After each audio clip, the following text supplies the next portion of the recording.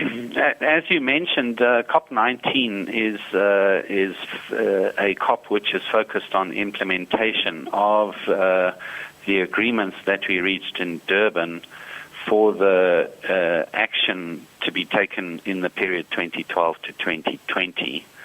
But at the same time, it is also negotiating a new legal instrument for the post-2020 period. So in essence, this COP runs along these two tracks.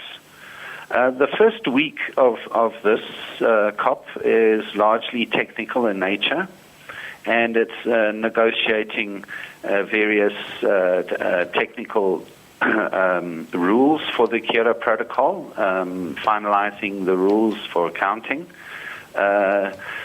But it is also finalizing a new market mechanism.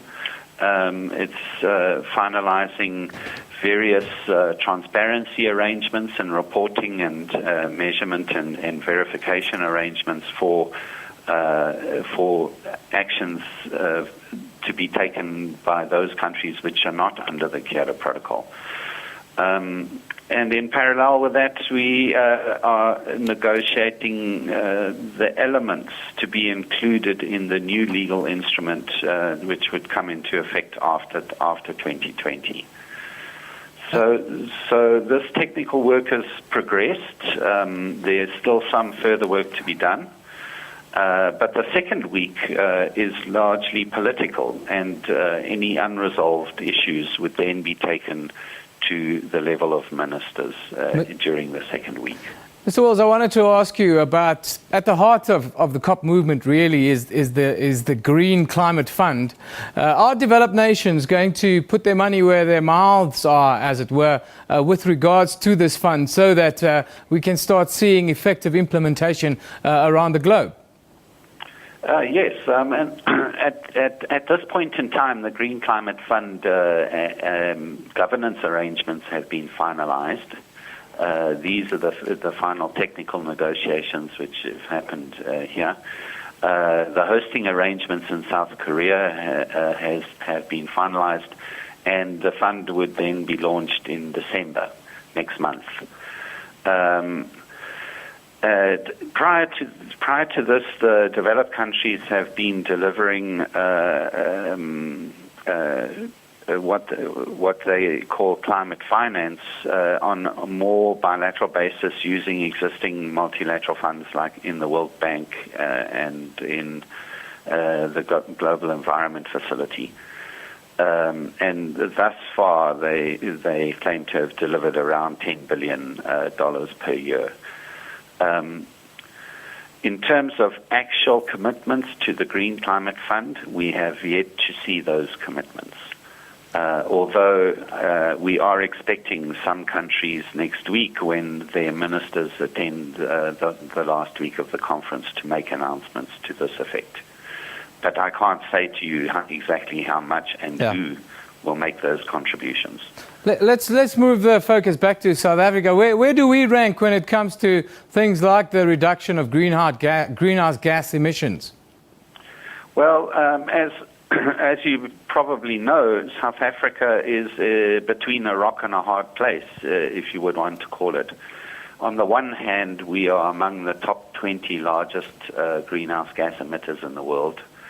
And on the other hand, we're among the most vulnerable countries to the impacts of climate change. So the real issue is that no action by any single country will not solve this problem. It has to be a global solution.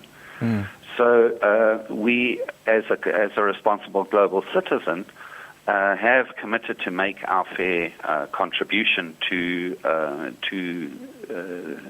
the global effort. Our president has committed that by 2020, so between now and 2020, South Africa's emissions will deviate from a business-as-usual trajectory by 34%. This is a significant contribution to the global effort. Not that our emissions will stop growing, but the rate at which they will stop growing will be slowed down. With the ultimate aim of peaking sometime between 2020 and 2030. Just finally, Mr. Wills, just tell us about what Environmental Affairs is going to be doing over the next decade to make South Africans more aware and to get them involved in climate change. Well, we already have, this is not just Environmental Affairs, this is a whole national effort.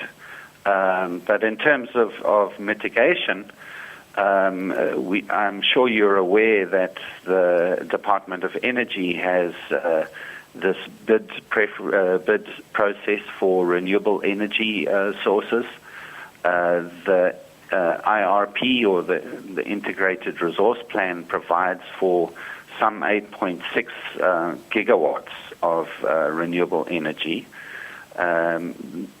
We've just closed last week the third phase of the renewable energy bids,